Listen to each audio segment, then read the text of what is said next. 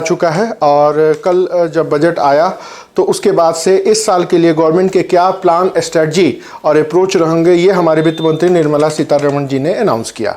अब उसी बजट में जो कुछ भी अनाउंसमेंट हुए उस सारे अनाउंसमेंट को लेकर के किन किन सेक्टर्स के ऊपर फोकस किया गया, क्या data, fact and figure government ने अनाउंस किए और अगले एक साल तक किन किन सेक्टर्स के लिए क्या क्या प्रोविजन किए गए हैं, इसके बारे में आज हम अपनी इस क्लास की चर्चा को फोकस करेंगे।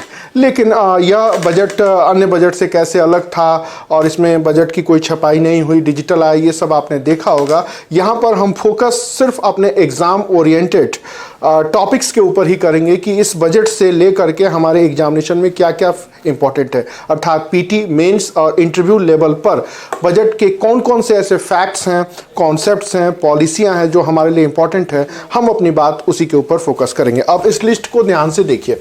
सबसे पहले हम लोग चर्चा करेंगे बजट्स के हाइलाइट्स क्या क्या है, अर्थात इसकी झलकियां क्या क्या है। ठीक है, इसमें गवर्नमेंट्स ने अपने एक साल के आगे के टारगेट्स को दिखाया। दूसरी बात करें तो टैक्स प्रपोजल, फाइनेंस बिल या फिर मुख्य कर प्रस्ताव क्या क्या रहे हैं, थोड़ी सी चर्चा उनकी करेंगे। फिर गवर्नमेंट ने कुछ अपनी पॉलिसियां बनाई हैं और उनको हाईलाइट्स किया है, तो नीतियों की झलक, फिर जो तीसरा स्टेप है उसके ऊपर चर्चा करेंगे। फिर बजट का कुछ एस्टीमेट लिया गया है, अनुमान लिया गया है, इसकी भी चर्चा इसके बाद वाले चीज में करेंगे। फिर सरकार को रिसिप्ट्स कहाँ से हुआ, एक्सपेंडिचर कहाँ से हुआ, अर्थात सरकार की इनकम और सरकार के खर्चे अर्थात एक्सपेंडिचर क्या क्या रहे हैं, किन किन सोर्स से रहे हैं, कहाँ टैक्स आया है, कहाँ टैक्स गया है, उसके बारे में थोड़ी सी बात करेंगे। फिर एक्सपेंडिचर जो भी मिनिस्ट्रियां रही हैं उनके लिए कितना एक्सपेंडिचर अलॉटमेंट किया गया और फिर जो मेजर स्कीम्स हैं उनके लिए कितना फंड अलॉटमेंट हुआ। फिर उसके बाद से जो सरकार का एक गवर्नमेंट का डेफिसिट और डेप्ट मैनेजमेंट है अगले कुछ सालों के लिए, उसके बारे में थोड़ी सी चर्चा करेंगे। फिर 15th फाइनेंस कमीशन के रिकमेंडेशन जो आया उसमें क्या कहा गया है और कुछ इससे रिलेटेड अन्य और बातें। तो बजट में ये सारी चीजें हैं जो हमारे लिए इंपॉर्टेंट है, इन्हीं चीज के ऊपर हमें थोड़ा सा फोकस करना है। हम स्टेप बाय स्टेप यहां से चलेंगे और यहां पहुंचेंगे। तो बजट में यही सारी चीजें हैं जो अगले एक साल तक हमें अपने यूटिलाइज करते रहना है।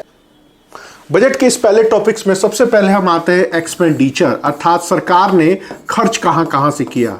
गवर्नमेंट ने 2021 और 22 में क्या एक्सपेंडिचर सोच के रखा है, तो इन्होंने प्रपोज किया है इतने करोड़ रुपए एक्सपेंडिचर करने का, लेकिन जो इन्होंने रिवाइज्ड एस्टिमेट किया है वो इतने करोड़ रुपए का है, अर्थात 13% हायर देन बजट। मतलब कहने का मतलब है पिछले साल से इस साल के बजट के एक्सपेंडिचर में इतना परसेंट का चेंज आया। ठीक उसी तरह जितनी इनकम या रिसिप्ट्स हुए उनमें भी इतने अमाउंट्स हुए, 23% इसमें चेंज आया हुआ है। ठीक है, तो यही दो चीजें हैं जो जाननी है। अमाउंट याद करने की जरूरत नहीं है, जहां चेंज हो रहा है उसके ऊपर आप फोकस करें, अर्थात इतने सारे डाटा को याद करने की जरूरत नहीं है, लेकिन जहां के ऊपर चेंज आ रहा है उसके ऊपर जरूर याद रखें कि क्या हो रहा है और कैसे क्या हुआ। अब ड्यू टू कोविड-19 के चलते जो इम्पैक्ट हुआ है वो क्या हुआ है, तो वो 6% का इम्पैक्ट यहां दिख रहा है। तो जो हमें याद रखना है वो परसेंटेज जहां चेंज हो रहा है उसको याद रखना है। जीडीपी ग्रोथ की बात कही गई है तो इतने % ग्रोथ की बात की जा रही है, लेकिन उसमें भी कुछ चेंज हुआ है। वो क्या चेंज हुआ है अब उसके बारे में हम चर्चा करते हैं। अगला टॉपिक है डेफिसिट को लेकर के जो की गई है। डेफिसिट का मतलब यहां पर घाटे से है और पहला है रेवेन्यू डेफिसिट को टारगेट किया गया है इतना, और 2021 और 22 में ये बहुत इंपॉर्टेंट फैक्ट है कि रेवेन्यू डेफिसिट इतना टारगेट किया गया है। ठीक है, और फिर उसके बाद फिस्कल डेफिसिट, राजकोषीय घाटा जो टारगेट किया गया है वो कितना है, और फिर गवर्नमेंट ने राजकोषीय घाटे को मैनेज करने के लिए बहुत सारे रूल्स रेगुलेशन बनाए हैं। जो याद करने वाला डाटा है वो इतना है कि गवर्नमेंट 2025 और 26 के बीच में 4.5% के टारगेट को एक एम लेकर के चल रही है। अब बजट की बात करते हैं कि किस मिनिस्ट्री को क्या अलॉटमेंट किया गया। 13 मिनिस्ट्री को टारगेट किया गया है और जिनको सबसे ज्यादा हाईएस्ट एलोकेशन ऑफ फंड, मतलब 13 मंत्रालयों को फंड रिलीज किया गया है। ठीक है, अब इसमें भी कुछ चेंज किए गए हैं। क्या, सबसे ज्यादा जो फंड अलॉटमेंट हुआ है वो जल शक्ति में आया है 64%। फिर उसके बाद से अन्य और मिनिस्ट्रीज हैं, उनके बारे में थोड़ा बहुत जानना है। ये सेगमेंट बहुत इंपॉर्टेंट है कि किस सेक्टर में किस मिनिस्ट्री को कितना फंड या सबसे ज़्यादा फंड अलॉटमेंट हुआ। तो ये कुछ परसेंटेज है, 64% इतना है। कंज्यूमर खाद्य उपभोक्ता मामले 48% है। फिर मिनिस्ट्री कम्युनिकेशन को 31% है। तो ये तीनों परसेंटेज आपको याद रखने होंगे, इन्हीं के बारे में एग्जाम में आपसे पूछे जा सकते हैं। फिर दूसरा टॉपिक है main tax proposal in the finance bill. No change in income tax. Income tax rates में कोई चेंज नहीं हुआ है और इंडिविजुअल और कॉरपोरेशंस में भी यहां पर कोई परिवर्तन या चेंज नहीं दिख रहा है। सरकार ने एक बातचीत की है क्या कि 2.5 लाख रुपीस का कुछ चेंज किए हैं क्या कि टैक्स फ्री इनकम, अगर कोई प्रोविडेंट फंड के बारे में एक नया प्रोविजन रखा गया है। नया प्रोविजन क्या, प्रोविजन तो पुराना ही था। 2.5 लाख की एक तरह से छूट दी गई है इसके बारे में, प्रोविडेंट फंड के बारे में। इसी से जुड़ा हुआ है टैक्स डिडक्ट किया गया है up to 5 lakh interest on housing loan, मतलब घर बनाने वाले लोन को लेकर के 5 लाख का रिबेट यहां पर दिया गया है। सेस चार्ज होगा। सेस का मतलब होता है एक तरह से सरचार्ज, टैक्स के ऊपर टैक्स लगाया जाता है। कुछ import items including gold, silver, alcoholic product, coal और कॉटन से लेकर के अन्य और चीजों के ऊपर सेस के बारे में थोड़ी बहुत चर्चा की गई है। ठीक है, अब सेस यहां भी चार्ज हो रहा है पेट्रोल एंड डीजल के ऊपर 2.5% के ऊपर। सेस का डिस्ट्रीब्यूशन स्टेट में नहीं होता है, इसलिए आप देखे होंगे कि कुछ राज्यों में पेट्रोल महंगा होता है और कुछ राज्यों में पेट्रोल सस्ता होता है। ठीक है, उसके बाद से कुछ ड्यूटी इंक्रीज की गई है। क्या, किसमें की गई है, इसमें आप कॉटन मतलब कपास, सिल्क का मतलब सिल्की है, मोबाइल पार्ट्स के ऊपर कुछ टैक्स बढ़ाए गए हैं या फिर ड्यूटीज जो बाहर से प्रोडक्ट आएंगे उनको एक तरह से बढ़ाई गई है।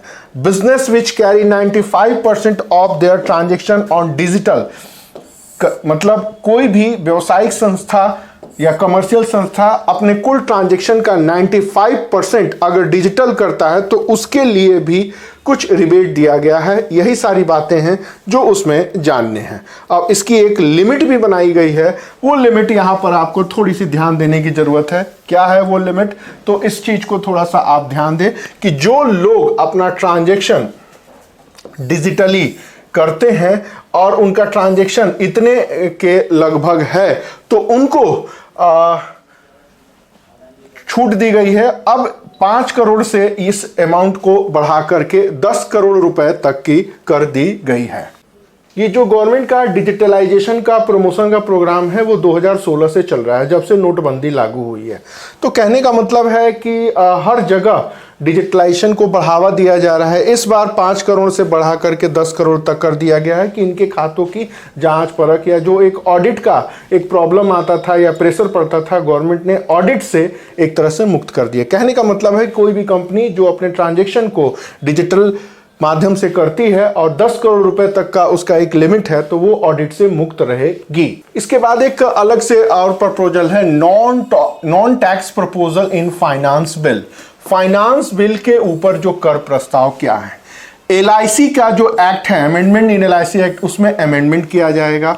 ठीक उसी तरह सिक्योरिटीज कॉन्ट्रैक्ट एक्ट जो 1956 का है उसमें कुछ अन्य और चेंज करने की बात कही गई है। ठीक उसी तरह मनी उधार जो भी मनी लैंडिंग का काम होता है उसमें सरफासी एक्ट को लेकर के अन्य एक्टों में मिक्सअप करके एक नई प्रोविजन करने की बात कही गई है। कहने का मतलब है कि गवर्नमेंट अलग अलग जो भी ऑर्गेनाइजेशन थे टैक्स को कंट्रोल करने के लिए, या जो मनी डेप्थ में जाता था या एनपीए हो जाता था उनको कलेक्ट करने के लिए अब उस चीज को मर्ज करके गवर्नमेंट ने एक नया एक तरह से कहिए कि ऑर्गेनाइजेशन बनाने की बात कही गई है, जो कि सारे डूबे हुए पैसे या फिर जो लोन की रिकवरी नहीं हो पाती या उसमें अन्य कई और तरह की चीजें होती हैं उनको वसूलने के लिए एक कॉम्पैक्ट ऑर्गेनाइजेशन बनाने की चर्चा गवर्नमेंट ने इस बजट में की है।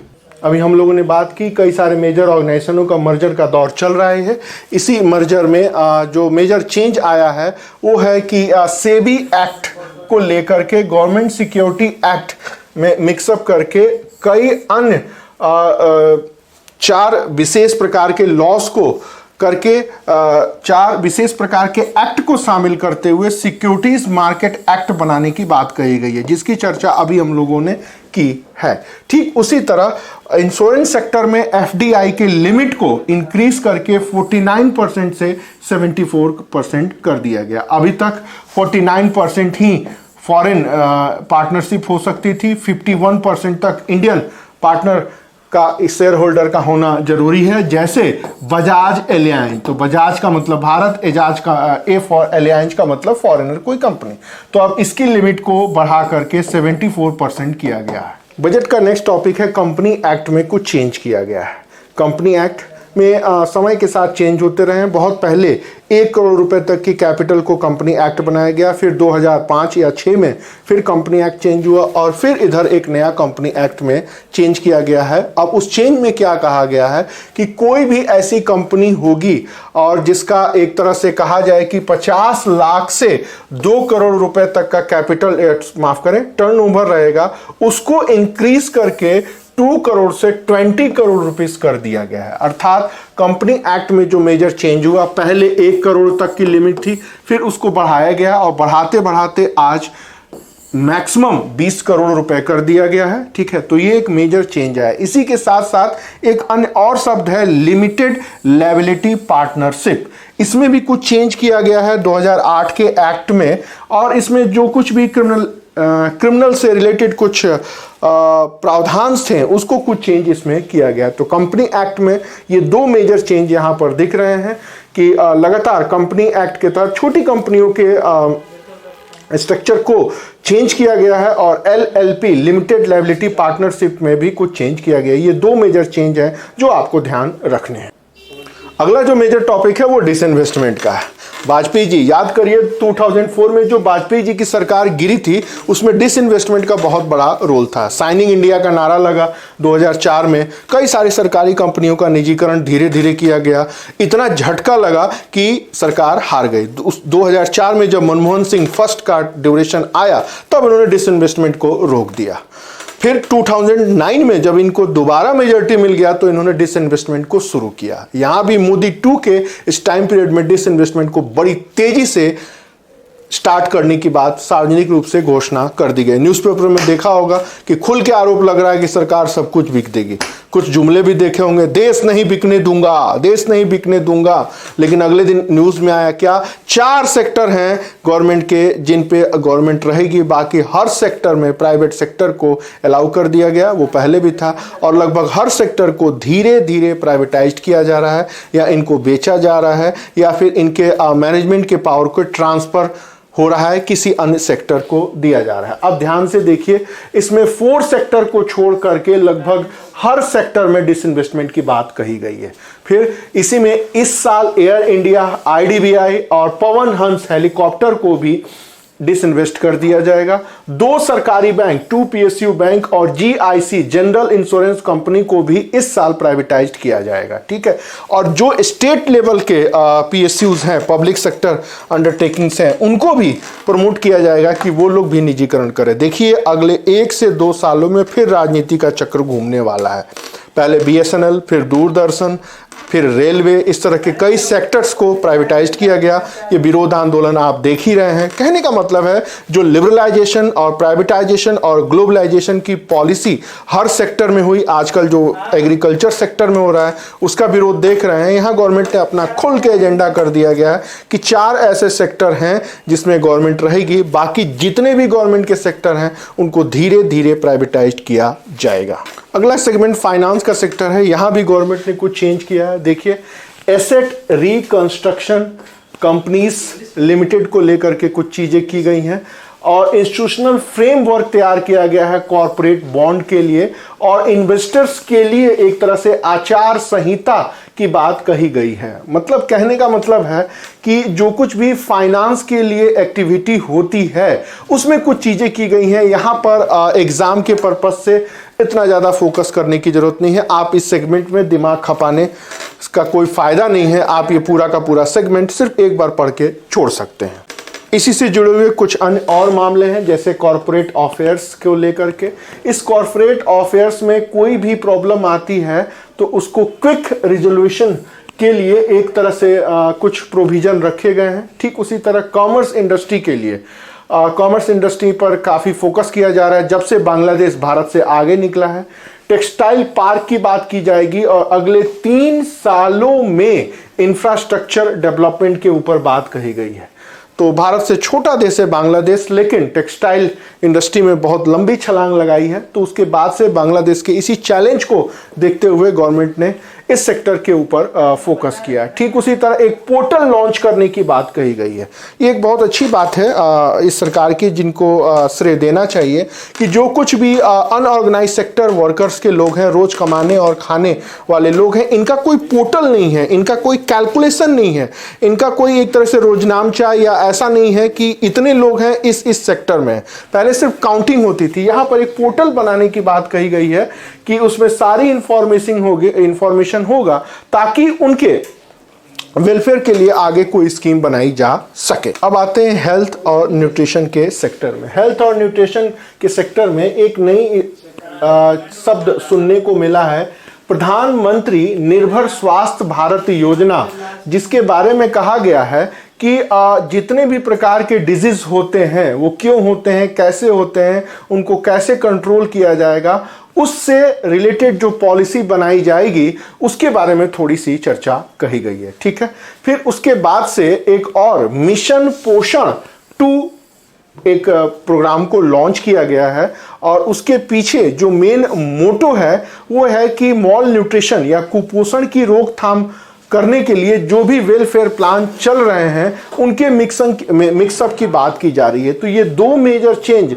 हेल्थ और न्यूट्रिशन के सेक्टर में इस बार बजट में आपको दिख रहा है। प्रधानमंत्री आत्मनिर्भर स्वास्थ्य भारत योजना, ध्यान रखिए पहले आत्मनिर्भर भारत था, लेकिन यहाँ पर बिल्कुल एक नया शब्द है। इसका काम हर तरह के रोगों के बारे में पता लगाना, पॉलिसी बनाना, कंट्रोल करना, या जो कुछ भी इसके कंट्रोल करने के लिए गवर्नमेंट को करना चाहिए वो इस एम के या इस नाम के साथ अब एक्टिव आने वाले वर्षों में होगा। पिछले साल न्यू एजुकेशन पॉलिसी आई थी, उसके ऊपर पॉजिटिव नेगेटिव एस्पेक्ट्स की चर्चा होती रही।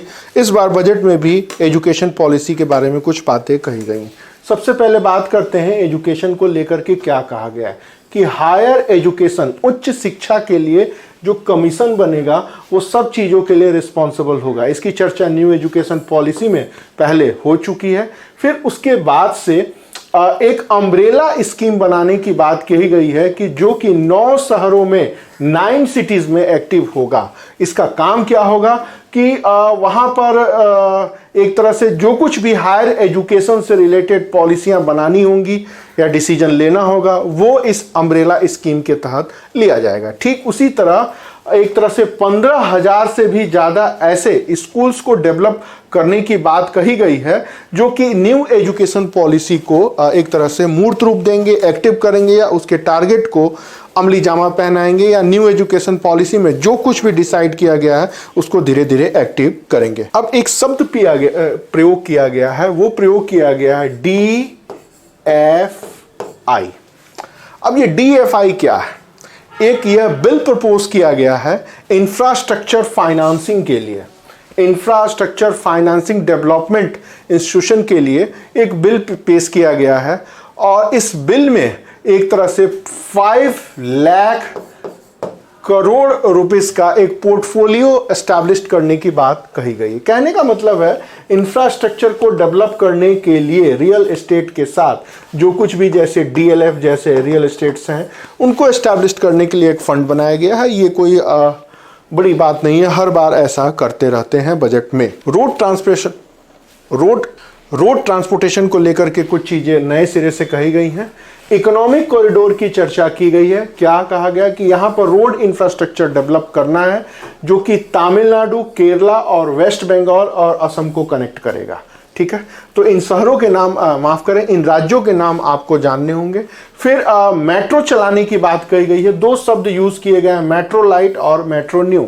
आगे आने वाले टाइम पीरियड में बताया जाएगा कि ये दोनों मेट्रो दिल्ली मेट्रो में आपका स्वागत है, उससे ये कैसे अलग है, सिर्फ अभी गवर्नमेंट ने अनाउंस किया है। ठीक, 7 प्रोजेक्ट जो मेजर पोर्ट को जोड़ेंगे उनके बारे में बात कही गई है कि 7 बंदरगाहों को पीपीपी मॉडल के ऊपर चलाया जाएगा, पब्लिक प्राइवेट पार्टनरशिप। बहुत इंपॉर्टेंट एक तरह से कहिए कि इकोनॉमिक टर्म है पीपी मॉडल, मतलब बनाएगा कोई और, ऑपरेट कोई और करेगा, एक्टिव कोई और करेगा, इसी को ट्रिपल पी मॉडल कहा जाता है। तो 7 मेजर पोर्ट को ट्रिपल पी के मॉडल पे लॉन्च किया जाएगा। फिर मेट्रो की बात कही गई है और ये लगभग 4 स्टेट्स हैं, इनके रोड इंफ्रास्ट्रक्चर की डेवलपमेंट की बात कही गई है। इसके बाद बात की गई है एनर्जी सेक्टर की। एनर्जी के लिए रिफॉर्म की चर्चा की गई है और फिर उजाला स्कीम जो पहले से चल रहा था उसको आगे एक्सटेंड करने की बात कही गई है। फिर उसके बाद से इस बार एक नया शब्द मिला है, वो क्या है, इंडिपेंडेंट गैस ट्रांसपोर्ट सिस्टम। ये क्या होता है, तो आगे आने वाले टाइम पीरियड में जो गैस को लेकर के जो सीएनजी जैसे चीजें हैं, ठीक है, उसको और एक्सटेंड करने की बातें कही गई है और इंडिपेंडेंट गैस ट्रांसपोर्ट सिस्टम की इस बजट में चर्चा की गई है। ठीक, उसके बाद हाइड्रोजन एनर्जी मिशन की भी यहां चर्चा बजट में की गई है।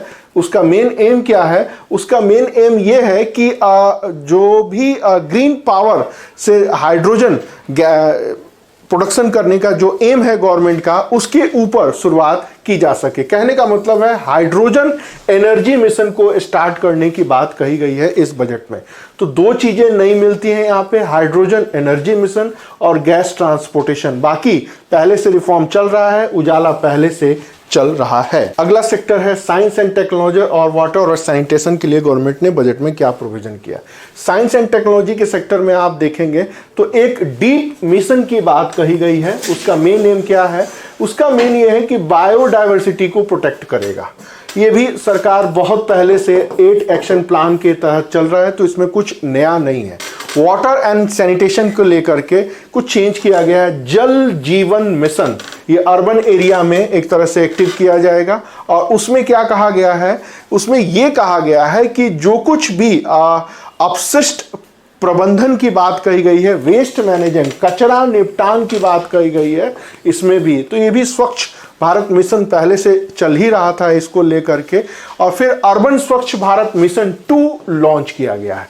अब ये पहले से कैसे अलग होगा, पहले से कितना बजट का अलॉटमेंट इसमें अलग किया गया है, कितने शहरों को शामिल किया गया है, क्या अचीवमेंट हुआ है, और क्लीननेस में कौन सा स्टेट पहले 2 रैंकों में है। जैसे आपका मध्य प्रदेश का इंदौर लगातार 4 सालों से फर्स्ट रैंक पर दिख रहा है।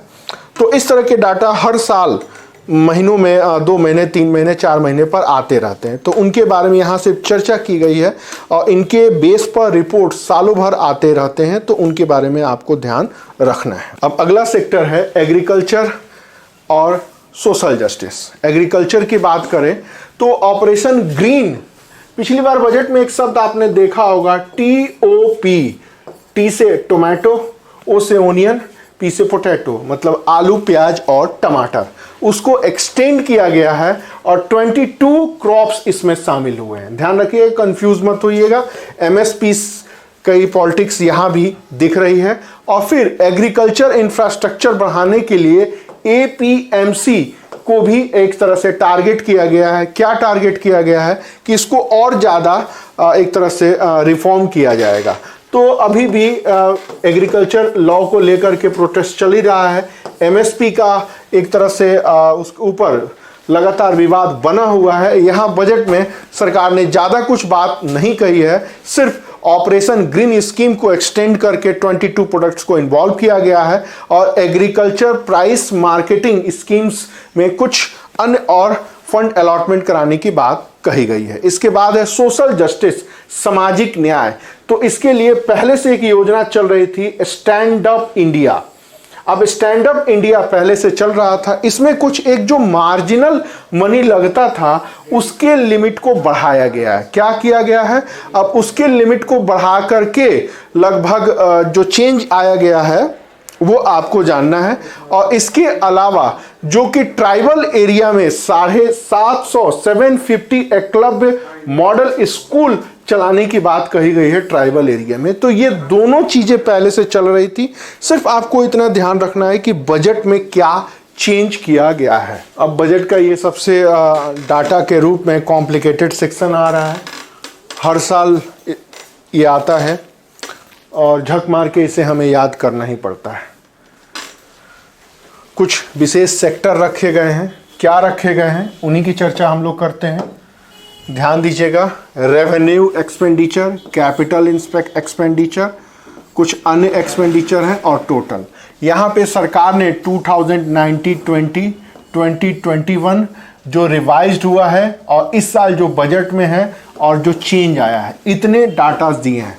लेकिन हमने इसकी कोई चर्चा नहीं की क्योंकि एज ए कॉम्पिटिटर एग्जामिनेशन में इनका कहीं कोई रोल नहीं है। लेकिन हमने आपको यहाँ पर इस चीज के ऊपर फोकस किया है, अर्थात क्या किया है कि पहले के जो फंड अलॉटमेंट हुआ और इस बार जो बजट में फंड अलॉटमेंट हुआ उसमें चेंज क्या आया है। इस सारे अमाउंट को याद करना असंभव है और याद करने की जरूरत भी नहीं है। आप इस पूरे सेक्शन को छोड़ सकते हैं, बस इतना ध्यान रखिएगा कि क्या क्या चेंज हुआ है। ठीक उसी तरह revenue receipts, capital receipts, total receipts, क्या क्या हुआ उसके बारे में। रेवेन्यू डेफिसिट, ये जरूर याद रखना है आपको, जो सबसे इंपॉर्टेंट है क्या कि रेवेन्यू डेफिसिट है इतना, फिस्कल डेफिसिट है इतना और प्राइमरी डेफिसिट है इतना। ये आपको याद रखना पड़ेगा और इसमें चेंज क्या हुआ है ये भी आपको याद रखना पड़ेगा। ठीक है, तो ये मेजर चेंज है, मेजर फैक्ट है जो आपको याद रखने हैं। ठीक है, 3 विशेष प्रकार के डेफिसिट्स, 3 टाइप्स ऑफ डेफिसिट और इसमें जो मेजर चेंज है ये याद आपको रखना पड़ेगा। ठीक उसी तरह जीडीपी ग्रोथ की बात कही गई है, 14.4 की बात कही गई है और यहाँ -13%। जैसे पहले जीडीपी का 6% या 6.1% या 7.2%, इस तरह के जो डाटा आते थे वो इस बार डाटा गवर्नमेंट ने इशू नहीं किए हैं। क्यों नहीं किए हैं कि ड्यू टू कोविड इफेक्ट लगभग 7 से 8 महीने तक कोई एक्टिविटी हुई ही नहीं जिसको सच में एक्टिविटी किया जाए कहा जाए। तो अगर आपसे कोई पूछे कि जीडीपी का ग्रोथ रेट कितना रहा तो इस बार एग्जैक्ट डाटा देना मुश्किल है। तो सरकार ने बड़े चालाकी से क्या कहा है कि इन्होंने 3 तरह के डाटा का प्रयोग किया। एक तरह से 14.4 कह रहे हैं, फिर 10% कह रहे हैं, फिर -13%। आप बस इतना याद रख सकते हैं कि जीडीपी की ग्रोथ रेट में कितना चेंज देखा गया, तो -13%। बस इतना याद रखिए, आपका काम चल जाएगा।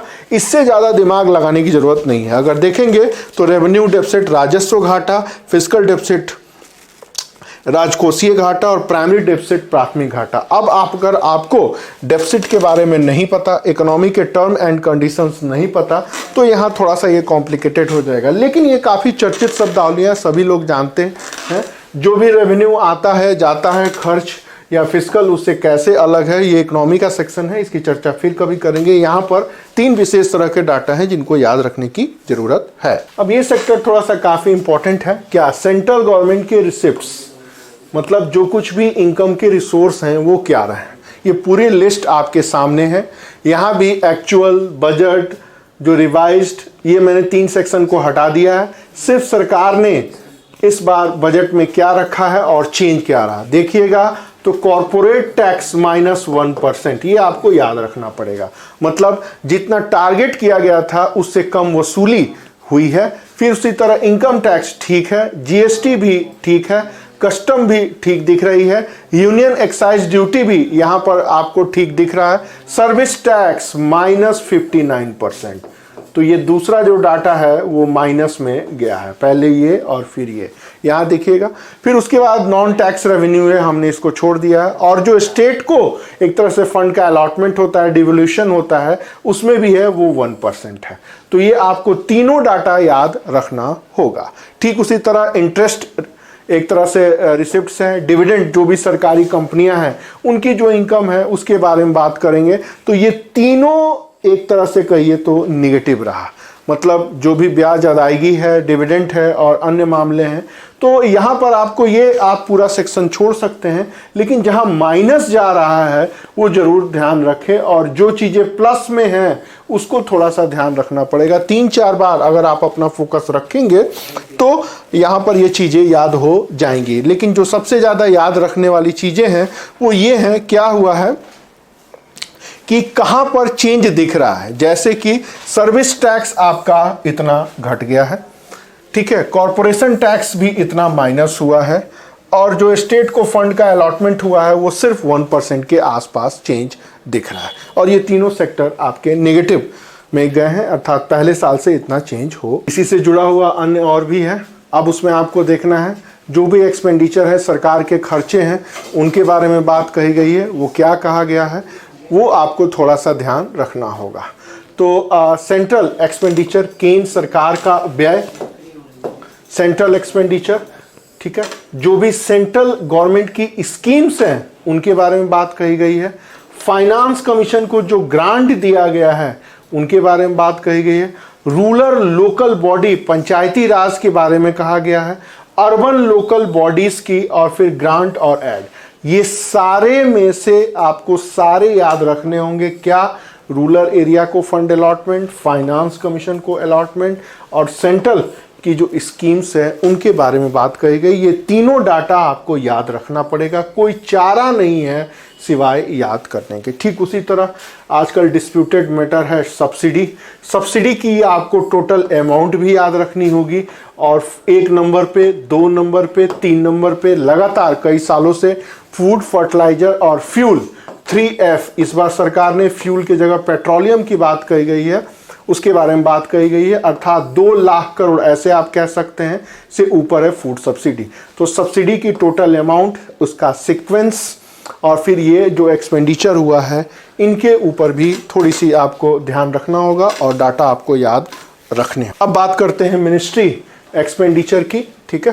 तो अब ये सारे में से आपको तो याद नहीं रखना है सबको, लेकिन जो कुछ चीज़ें हैं जैसे रूरल डेवलपमेंट, ग्रामीण विकास के लिए, एग्रीकल्चर और फार्मर वेलफेयर के लिए, ठीक है, रेलवे, एजुकेशन, हेल्थ, फैमिली, जल शक्ति, इतना तो आपको याद रखना ही पड़ेगा कि मतलब इतने करोड़ रुपए का फंड अलॉटमेंट हुआ ही हुआ है।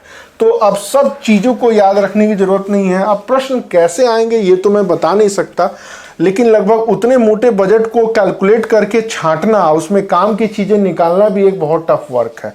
तो ये आपको कुछ आंकड़े आपको याद करने ही होंगे। सारे आंकड़े आपके करोड़ में हैं। एग्जाम में कभी आते भी हैं, एग्जाम में कभी नहीं भी आते, हम कोई रिस्क नहीं ले सकते हैं, लेकिन ये कम से कम 4 से 5 डाटा आपको याद करने होंगे। अब आते हैं जो एक्सपेंडिचर हुआ है उसमें गवर्नमेंट की स्कीम्स क्या क्या है। कोविड वैक्सीनेशन के लिए इतने करोड़ का फंड अलॉटमेंट हुआ है, ये आपको याद रखना पड़ेगा, अर्थात सुई देने के लिए इतने करोड़ रुपए का अलॉटमेंट हुआ। और फिर वेलफेयर, मतलब महिला कल्याण, women welfare, children welfare, SC, ST और नॉर्थ ईस्ट एरिया के लिए इतने करोड़ रुपए का फंड अलॉटमेंट हुआ। ये अमाउंट आप छोड़ भी सकते हैं। तो ये एक तरह से जेंडर और एरिया की जो बातें कही गई हैं उतना ध्यान रखिए। कोविड का ये डाटा आपको याद रखना होगा। अब यहाँ पर देखिए कि सबसे ज़्यादा फंड अलॉटमेंट कहाँ हुआ, कैसे हुआ। तो ये मनरेगा है, अभी भी 73,000 करोड़ इसमें फंड का अलॉटमेंट हुआ है। पिछले साल से जो चेंज है वो दिख रहा है। ठीक उसी तरह जल जी, PM किसान, जल जीवन मिशन, अब ये आपको सब लगभग एक नज़र आपको देखना होगा। जैसे जल जीवन mission, national health mission, health से रिलेटेड है, national education mission, PM Awas Yojana, ICDS entry, एक तरह से ICDS ये मॉल न्यूट्रिशन को प्रोटेक्ट करने वाला प्रोग्राम है। इंटीग्रेटेड चाइल्ड डेवलपमेंट स्कीम्स, प्रधानमंत्री फसल बीमा योजना, ग्राम सड़क योजना, राष्ट्रीय ग्रामीण आजीविका मिशन, नेशनल लाइवलीहुड मिशन अमृत, ये एक तरह से स्मार्ट सिटी छोटे शहरों के लिए, ग्रीन रिवॉल्यूशन हरित क्रांति, स्वच्छ भारत मिशन सफाई के लिए, पीएम कृषि सिंचाई योजना और मिड डे मील। इतनी सारी योजनाएं हैं। अब मैं किसे बोलूं कि आप इसको याद रखें या ना रखें, मजबूरी है। एक दो नज़र देखते रहिए, ज़्यादा याद करने की जरूरत नहीं है। ज़्यादा याद करेंगे तो आंकड़ों के एक तरह से मगजमारियों में या मकड़ा जाल में उलझ जाएंगे। अब इसके साथ अगली बारी है बजट डेफिसिट मैनेजमेंट की। शायद आपको पता नहीं कि सारा का सारा देश में जो पॉलिसी चेंज हो रहा है वो इसी को लेकर के हो रहा है। आप कुछ भी करिए, आपका बजट 3% के आसपास होना चाहिए। अर्थात आप कोई बैंक हो, कोई बिजनेस कंपनी हो या सरकार हो, आपके इनकम में और एक्सपेंडिचर में 3% से 3% से ज़्यादा का अंतर नहीं होना चाहिए। ये FRBM एक्ट वाजपेयी जी के टाइम पीरियड में 2003 में बना और इसी के तहत धीरे धीरे जितनी भी इकोनॉमिक पॉलिसी है वो चेंज की गई। गवर्नमेंट ने इसके बारे में बात कही है, लगातार इतनी बातें कही है। आपको बस एक डाटा याद रखना है कि 2022-23 में 2022 और 23 में कितना परसेंट टारगेट रखा गया है, 3%। अर्थात 3% का टारगेट कितने समय के बीच में अचीव्ड किया जाएगा। फिर 15 फाइनेंस कमीशन की बात कही गई है। इसी 15 फाइनेंस कमीशन ने बोला है 4% जीडीपी एक तरह से होना चाहिए, फिस्कल डेफिसिट जीडीपी का 4% होना चाहिए 2025 और 2026 में।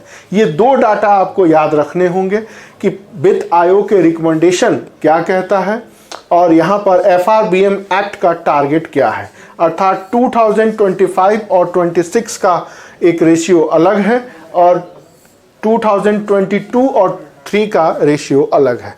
ये दो आंकड़े आप छोड़ सकते हैं, लेकिन ये दो डाटा को आपको एग्जामिनेशन के लिए याद रखना पड़ेगा। इसी से जुड़ा हुआ एक और अध्याय है 15 फाइनेंस कमीशन का रिकमेंडेशन। आप जानते हैं कॉन्स्टिट्यूशन के आर्टिकल 280 में फाइनेंस कमीशन का प्रोविजन है, जिसके एक हेड होते हैं, 4 मेंबर होते हैं, न इससे कम न इससे ज़्यादा। पुराना वाला का टाइम पीरियड इतना था, नए वाले का टाइम पीरियड था इतना। लेकिन ड्यू टू कोविड इसमें चेंज आया और एक नया टारगेट, माफ करें, नया टारगेट नहीं, नए टाइम ड्यूरेशन के साथ इसको लॉन्च किया गया। अब इसी में आपको जानना है कि 14 फाइनेंस कमीशन और 15 फाइनेंस कमीशन में डिफरेंस क्या रहा है फंड को अलॉटमेंट करने का। अब इस लिस्ट को ध्यान से देखिए। फर्स्ट है इनकम डिफरेंस। तो 15 फाइनेंस कमीशन ने, माफ करें, 14 फाइनेंस कमीशन ने इतने वेटेज दिया जिसको रिड्यूस कर दिया है नए फाइनेंस कमीशन ने। एरिया लगभग देखिए तो उतना ही रहा है। पॉपुलेशन पहले इंडिकेटर था, इस बार ये इंडिकेटर हटा दिया गया। डेमोग्राफिक परफॉर्मेंस पिछली बार नहीं था, इस बार इसको रखा गया है। फॉरेस्ट कवर, अब फॉरेस्ट कवर तो था, इस बार नहीं रखा गया। इसी फॉरेस्ट कवर में एक नया शब्द जोड़ा गया है, ecology and tax of physical effort. कहने का मतलब है पहले जो पैसा का अलॉटमेंट होता था वो पॉपुलेशन पे, फिर पॉपुलेशन से चेंज हुआ और ये हमेशा चेंज होते रहता है। इस बार जो आपको जानना है वो ये जानना है कि कौन सी नई चीज़ें इसमें आई हैं। तो ध्यान से देखिएगा, तो पॉपुलेशन लगभग हट गया है इस बार के फाइनेंस कमीशन के रिकमेंडेशन में। दूसरा आप देखिए डेमोग्राफिक परफॉर्मेंस में यहाँ पर आपको चेंज दिख रहा है। और तीसरा फॉरेस्ट कवर के बारे में बात कही गई है। पिछली बार जब 14 फाइनेंस कमीशन की रिपोर्ट आई थी तो बिहार जैसे और राजस्थान जैसे कुछ राज्यों ने हंगामा किया और करना भी चाहिए। उन्होंने कहा अब राजस्थान कह रहे भाई हमारे यहाँ तो चारों तरफ रेगिस्तान है, अब हम जंगल या हरियाली कहाँ से लाएं। उसी तरह बिहार ने कहा भाई झारखंड निकल गया है, हम कहाँ से हरियाली लाएं। अब जितने भी नॉर्थ ईस्ट और पहाड़ी वाले हैं उनके पास स्वाभाविक रूप से हरियाली या फॉरेस्ट एरिया कवरेज है।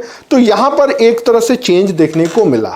तो यहाँ पर इस बार फॉरेस्ट के साथ कुछ अन्य और चीज़ें भी ऐड की गई हैं, बस आपको ध्यान रखना है कि क्या ऐड किया गया है। तो पहले सिर्फ देखा जा रहा था क्या कि किस राज्यों में वृक्षावरण या वन क्षेत्र कितना है। इस बार इसमें देखा गया है कि इसमें एक शब्द जोड़ा गया है, ecology and tax physical effort. माफ करें, फॉरेस्ट के साथ इकोलॉजी भी शब्द जोड़ा गया है जो पिछली बार नहीं था। तो ये एक नया आपको टर्म मिला। और तीसरा, टैक्स एंड फिस्कल एफर्ट्स, मतलब कहने का मतलब है कोई भी राज्य अपना मैनेजमेंट, अपना बजट किस तरह कंट्रोल करता है। बहुत पहले की बात है कि एक बार जब 11th फाइनेंस कमीशन की बैठक हुई थी, वाजपेयी जी प्रधानमंत्री थे, तो आंध्र प्रदेश के जो सीएम साहब थे चंद्रबाबू नायडू, उन्होंने कुछ मुख्यमंत्रियों के साथ गुट बना करके पार्लियामेंट के अंदर हंगामा किया। क्यों हंगामा किया? उन्होंने कहा कि हमने बजट अच्छा बनाया, हमने जीडीपी का ग्रोथ किया, हमने एम्प्लॉयमेंट जनरेट की, हमने एक तरह से इंफ्रास्ट्रक्चर को डेवलप किया, हेल्थ और सोशल सेक्टर में अच्छा काम किया, फिर भी हमें कम पैसा मिल रहा है। और ये देखिए 7 राज्य हैं, ये बीमारू राज्य हैं, बी फॉर बिहार, उत्तर प्रदेश, मध्य प्रदेश, राजस्थान और उड़ीसा। उस समय बिहार के सीएम साहब थे लालू प्रसाद जी। उन्होंने कहा इनको देखिए, हम 2 हमारे 10, यहाँ हम 2 हमारे 2 कर रहे हैं। ये इतने ज़्यादा पॉपुलेशन है इनके यहाँ, डेवलपमेंट नहीं हो रहा है, फिर भी इनको ज़्यादा पैसा दिया जा रहा है, हम काम नहीं करेंगे। बहुत हंगामा हुआ। फिर एक बात भी आई, ये हंगामा कोई पहली बार नहीं हुआ, इंदिरा गांधी के भी टाइम पीरियड में हुआ। इन्होंने कहा यूपी, बिहार, एमपी तुम्हारे भाई हैं, पिछड़े हैं, इनके डेवलपमेंट के लिए ज़्यादा पैसा दिया जा रहा है। तो भी अन्य स्टेट्स ने विरोध किया। उस समय हरियाणा जैसे नए राज्य उभर करके आ रहे थे कि भाई हम अच्छा काम कर रहे हैं, हमें कम पैसा, और इनका यूपी बिहार में बहुमत मिल जा रहा है और ये सरकार बना ले रहे हैं। तो ये डिस्प्यूट हमेशा होता रहा, फिर इसमें चेंज किया जाता रहा। फिर बाद में एक सॉल्यूशन निकाला गया, क्या कि भाई जिसका जितना पॉपुलेशन है उसको उतना पैसा नहीं मिलेगा। आपको अपने बजट में, आपको अपने डेफिसिट में, आपको सोशल सेक्टर पर परफॉर्म करना होगा, रिफॉर्म करना होगा, तब फंड का अलॉटमेंट इस बेस पर होगा। तब जाकर के ये झगड़ा निपटा और इस बार भी इस तरह की कुछ सुधार किए गए हैं। तो ये थी बजट की कुछ सारी बातें जिनके बारे में हम लोगों ने चर्चा की है। पिछले साल से थोड़ा बजट ये डिफरेंट है, आपको देख के लग भी रहा होगा। अब इसकी थोड़ी सी एनालिसिस करेंगे कि पीटी, मेंस, एसे और इंटरव्यू में इन सारे सेक्शंस की फैक्ट्स का कहाँ कहाँ यूटिलाइजेशन होगा। आप पीडीएफ डाउनलोड कर सकते हैं। अगली क्लास में हम इसी चीज़ पर फोकस करेंगे कि इन सारे फैक्ट्स का यूटिलाइजेशन किन किन सेक्टरों पर होगा। Okay, thank you.